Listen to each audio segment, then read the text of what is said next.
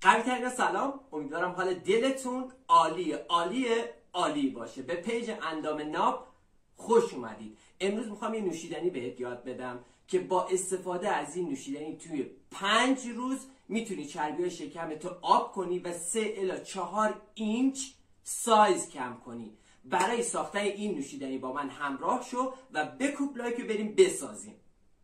خیلی خوش اومدید. میخوام امروز همونجوری که بهتون قول دادم یه نوشیدنی یاد بدم که تو 5 روز یه سایز فوق‌العاده کم کنی. اوکی؟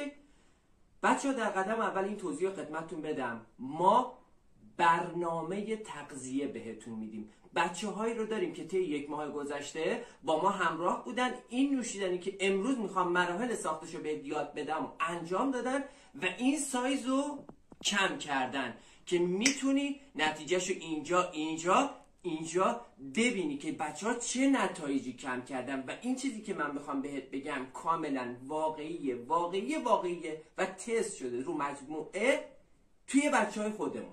اوکی؟ خب بچه‌ها، ما برای ساختن این نوشیدنی به 4 تا ترکیب اصلی نیاز داریم. اولین ترکیب که جزو ترکیب‌های اصلی ماست زردچوبه است. بچه ها، زردچوبه آنتی اکسیدان فوق‌العاده بالایی داره، بهترین چربیسوز شکمه و همچنین بهترین نگهدارنده آب بدن. میتونیم بهش بگیم پادشاه ادویه ها و کمک شایانی میکنه به نفع و همچنین دردهای بدن از جمله درد مفاصل. و اگر نمیدونید اینو بدونید که توی هند به زردچوبه میگن پودر مقدس. این نوشیدنی که من میخوام امروز بهت یاد بدم صبح ناشتا مصرف میشه که بهت یاد میدم در ادامه. دومین ترکیبی که ما اینجا بهش نیاز داریم دارچینه. بچه‌ها، دارچین حس سیری به ما به دست میاد، حس سیری بهمون میده و در قدم بعد متابولیسم بدن ما رو میبره بالا. سومین ترکیبی که ما اینجا نیاز داریم فلفل سیاهه. بچه‌ها، فلفل سیاه باعث میشه که اون زردچوبه‌ای که ما اول ابتدا صحبت کردیم باعث میشه که سریعتر جذب بدن بشه و نتیجه خیلی زود اتفاق بیفته. و چهارمین ترکیب و آخرین ترکیبم زنجبیل تازه یا پودر زنجبیله که باعث میشه که ما کاهش اشتها داشته باشیم و متابولیسم رو در قدم بعد میبره بالا. خب حالا میریم برای ساختن این ترکیب و این نوشیدنی فوق‌العاده. خب برای این ساختن این نوشیدنی بچه‌ها ما 250 میلی لیتر آب نیاز داریم. این آبو حرارت میدیم.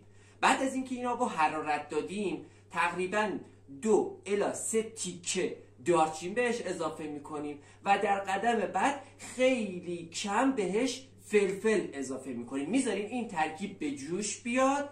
قشنگ که به جوش اومد، حالا توی یه قسمت دیگه یه لیوان برمیداریم. توی اون لیوان زنجبیل رو برمیداریم، زنجبیل تازه تکه میکنیم، به اندازه 1 کف دست میذاریم توی لیوان بمونه. میام سراغ اون جوشونده خودمون، به اندازه 2 الی 3 قاشق زردچوبه بهش اضافه میکنیم و میذاریم 5 دقیقه دیگه با این ترکیب بمونه و بجوشه.